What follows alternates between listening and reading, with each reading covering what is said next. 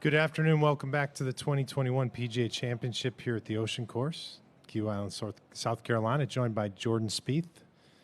Just posted a 468. He is currently even par for the championship.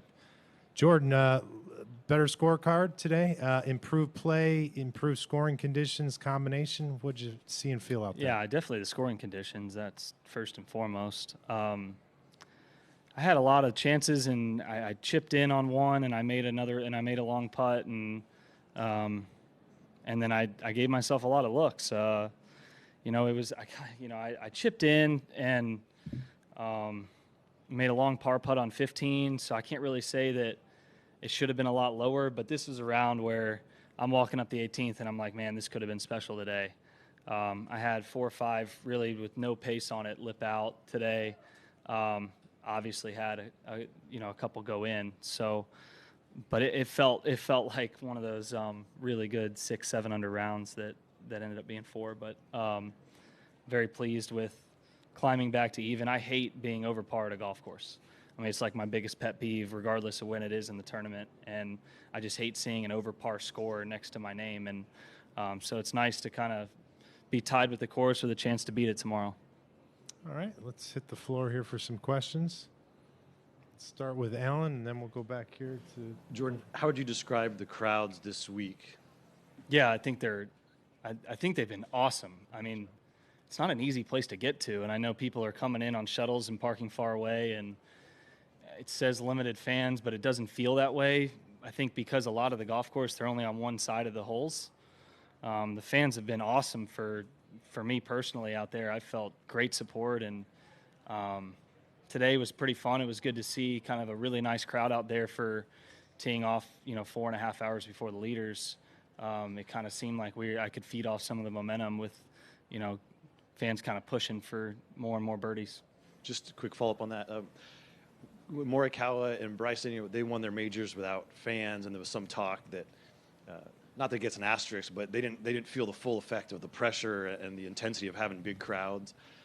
What is your take on if that's a valid point and what the leaders will face now with first real crowds in a long time? I mean, you've followed those two guys for a long time. What do you think?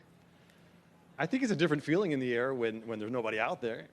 Yeah, I think they've both I think it's one of quite a few, if not many, for both of them. So I don't think it'll matter in the long run. I think the crowds in the big grandstands and the setting is different than when it's quiet.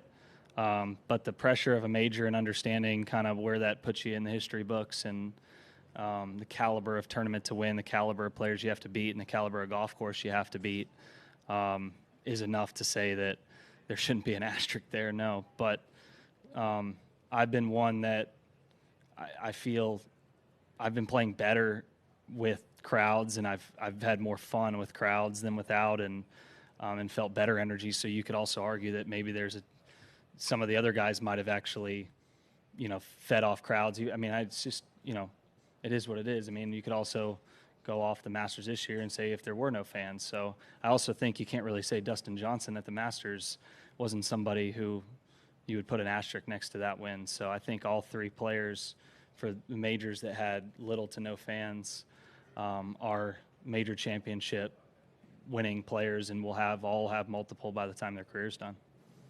shoot back left to 9. Jordan, you've shown good restraint not snapping your putter over your knee over the first couple of days. I know it was a talking point last week as well in Dallas. Where do you feel you are right now with your putting? It's just it's a stroke thing. I know exactly what it is. I'm just trying to trust it on the course, and it's difficult. It's a move just like any kind of swing move where it needs some repetitions, and then it needs trust, and then it needs a couple results, and then all of a sudden I'm pouring it in. So it's in a place where, when I look at it on video or how I need to calibrate it, I'm like, okay, yeah, no wonder it feels that bad on the course. And that's better than it being perfect and feeling poorly and not performing on the course. So it's I'm not getting the face turned around, not getting the putter path appropriate, and I'm having to save it. And it's just that's a tough place to be. And I would say I've had, over a dozen putts lip out. Most all of them, if they had an extra half a foot of speed, they go in. And I think that's not in the greens. I think that's in just commitment through the stroke. And so, yeah, very frustrating through 2 rounds. Today was a bit better. Yesterday it actually felt really good. They just didn't go in. What's the fix? It's hard to explain. But nothing out of the ordinary, kind of a similar feel that I had at San Antonio this year, just trying to do more and more of it. Just getting the putter kind of pre-square pretty early so that I can feel out in front of it and hold. I always feel pretty good left hand when I have hold in the stroke. And if you have to rotate through impact, that's kind of a tough spot for me, left hand low. And that's where I'm at right now. And so I'm just trying to eliminate that. But then you miss a couple left and you're like, so it's just, not obviously great to try and figure out in the middle of a major championship, but I can go in with nothing but trust like I did today, tomorrow, and see if they start pouring in. 3. Jordan, it's been kind of windy this week at times, but at least it's been predictable. You know what direction it's going in. The forecast tomorrow is for it to do a complete 180. How does that impact your preparation for playing tomorrow? Yeah, I think there's a number of guys who have seen that other wind. I think it was maybe the weekend prior to the Byron Nelson. They had that wind, and I think maybe half the field, or maybe not quite, has seen that wind. I haven't. It'll certainly be an adjustment. The thing is, I know how far the ball's running out downwind and how far it's running out into the wind, and so we have such great yardage books these days with pictures on them. You can use the rangefinder to shoot covers on bunkers. I don't think there'll be anything that'll take me by surprise, but your expectation on certain holes will certainly change. I mean, you go from, just trying to hold on for dear life the last 4 to, hey, maybe I can grab a couple tomorrow. And same on the early holes. And then in that whole middle 9-hole stretch of the round, you're kind of like in off the left, and holes that were kind of shoe-in mid-irons into par 5s. Now, you got to really carve that hole out. So I just think it's more of an expectation thing than, actually knowing where to hit it. I think that won't be a problem. So it won't feel like a different course? Yeah, I think it'll feel like a different course. Yeah, but I don't think I'll have a hard time knowing what lines to take and stuff like that. But every hole will play very different. And I think that's really cool. I kind of wish we had 2 and 2 days. Today it's going southeast and tomorrow's southwest. So it's this afternoon, it's changing. It's instead of off the left on those downwind holes, it'll be in off the left. So it just moves a little bit, but it changes the dynamic of the course for sure. Michael on 4. Thank you. A couple quick cart questions.